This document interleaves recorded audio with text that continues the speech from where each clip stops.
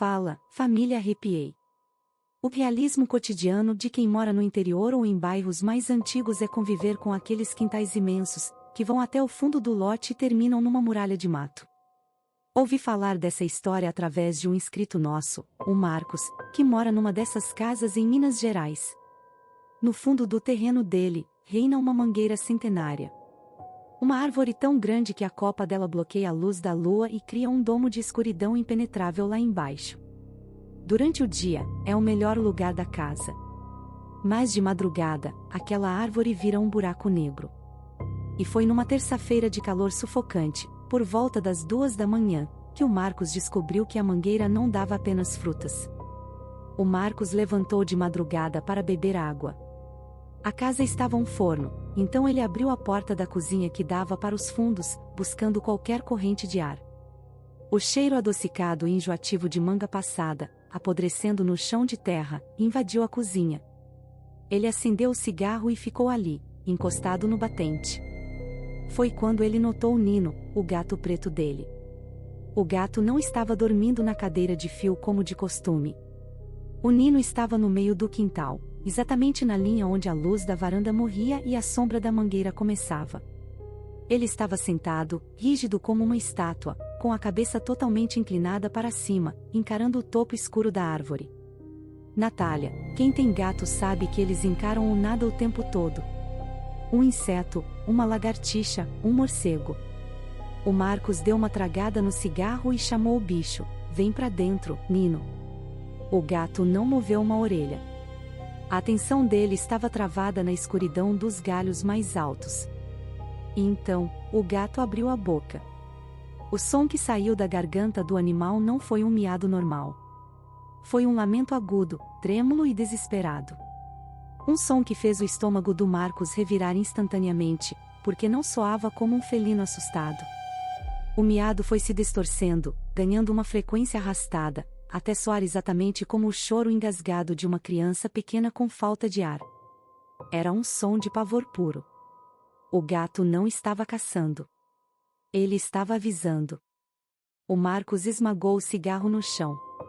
Ele ia correr para pegar o gato, mas antes que desse o primeiro passo para fora da varanda, ele ouviu um estalo rasgado de madeira velha cedendo sob um peso absurdo. Algo invisível, lá no topo da árvore, tinha acabado de começar a descer.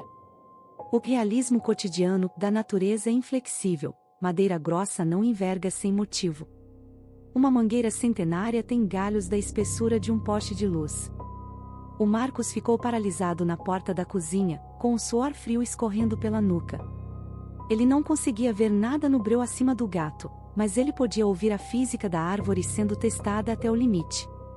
O som era cadenciado, metódico. Primeiro, um estalo forte lá no alto.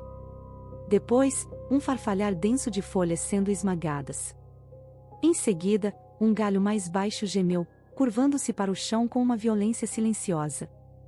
Não era um gambá. Não era um gato do mato.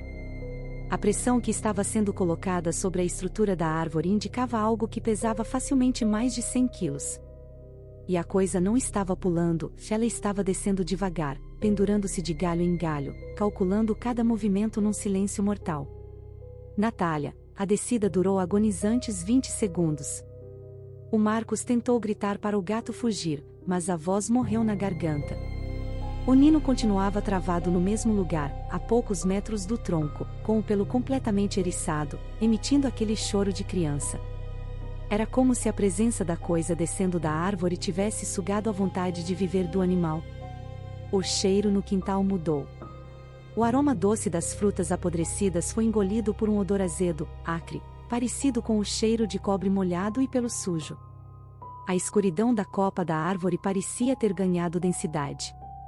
O Marcos percebeu que o galho mais baixo da mangueira, que ficava a uns 3 metros do chão, estava dobrando perigosamente. As folhas da ponta do galho rasparam no chão do quintal. A coisa tinha chegado na base. E ela estava exatamente em cima do gato. O Marcos sabia que, se ficasse parado, ele ia ver o gato dele ser destroçado na escuridão. O instinto de proteção atropelou a paralisia. Ele recuou a mão para dentro da cozinha, Tateou a prateleira ao lado da porta e agarrou a lanterna tática de alumínio pesado que ele usava para pescar. O corpo do metal estava gelado na mão suada dele. O polegar do Marcos encontrou o botão emborrachado. Ele engoliu a seco, apontou o cilindro para o centro da árvore e pressionou o interruptor. O feixe de LED rasgou o breu do quintal como uma faca de luz branca. A claridade atingiu o galho mais baixo da mangueira, revelando a folhagem verde e as cascas grossas da madeira. Mas não havia apenas madeira ali. O Marcos parou de respirar. O gato parou de chorar. O tempo parou. Agarrada à parte de baixo do galho, de cabeça para baixo, como um bicho preguiça macabro, estava a anomalia. Não era um espírito translúcido. Não era um monstro de filme cheio de sangue. Era físico, sólido e profundamente errado. A pele da criatura era de um tom cinza pálido, com a textura de cera suja, refletindo a luz da lanterna de forma doentia. Natália, a anatomia daquela coisa desafiava qualquer biologia. Os braços e as pernas eram absurdamente finos e longos, desproporcionais ao tronco afundado, envolvendo o galho grosso de uma forma quase impossível. As articulações dos cotovelos e joelhos pareciam dobrar para trás, travando o peso do corpo contra a gravidade. O rosto da coisa estava escondido na sombra do próprio corpo, virado para o gato lá embaixo. O Marcos conseguia ver os músculos fibrosos do pescoço pálido tensionados. A criatura estava a menos de 1 metro do Nino. Uma daquelas mãos alongadas, que terminavam em dedos com 3 dobras cada, começou a descer lentamente em direção à cabeça do gato. O Marcos, num reflexo de puro choque, subiu o feixe de luz direto para o rosto da anomalia. Quando a luz de 1000 lumens bateu na cara da coisa, o inferno aconteceu. A criatura não atacou. Ela não saltou para a varanda. A reação dela foi de um pavor selvagem e animalesco diante da claridade. A coisa virou o pescoço com um estalo brutal, protegendo o rosto com os braços anormalmente longos, e soltou um grito. Não foi um rugido. Foi um guincho estridente, metálico e rasgado, uma mistura de ferro retorcendo com o choro de um adulto engasgado. A força daquele som fez os tímpanos do Marcos vibrarem e o vidro da janela da cozinha tremer. O instinto da criatura não era de confronto, era de fuga cega. Desesperada para escapar da luz da lanterna, a anomalia começou a subir a mangueira numa velocidade que a física não deveria permitir. Não houve cautela dessa vez. A coisa se atirou para os galhos superiores de forma espasmódica e violenta.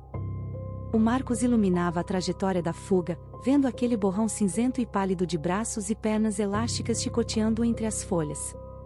Galhos secos e grossos eram arrancados do tronco pela força bruta da subida, caindo pesados no gramado. Frutas despencavam como uma tempestade verde. A árvore inteira balançava, sacudida pelo peso de algo que lutava desesperadamente para voltar ao lugar de onde as sombras nunca saem. Em menos de 5 segundos, a criatura mergulhou na copa fechada e sumiu, engolida pelo breu do topo da mangueira. Natália. A respiração do Marcos parecia rasgar os pulmões. O silêncio retornou ao quintal com um baque pesado. O Nino, o gato que antes estava paralisado pelo terror absoluto, finalmente quebrou o transe. O bicho soltou um miado fino e normal, deu um salto desesperado para a varanda e se enfiou por baixo das pernas do Marcos, fugindo para o fundo da casa. O Marcos não abaixou a lanterna. Ele deu um passo para trás, puxando a porta de madeira com a mão livre, e bateu a fechadura, girando a chave 2 vezes. Ele trancou a porta dos fundos pela primeira vez em 5 anos morando ali. Ele encostou as costas na parede da cozinha, sentindo o suor gelado, ouvindo apenas as próprias batidas do coração e aquele farfalhar distante lá no alto da árvore. O Marcos não vendeu a casa, família Arrepiei. Mas ele cortou os galhos mais baixos da mangueira e instalou 3 refletores industriais voltados para a copa da árvore. Ele sabe que a criatura não foi embora.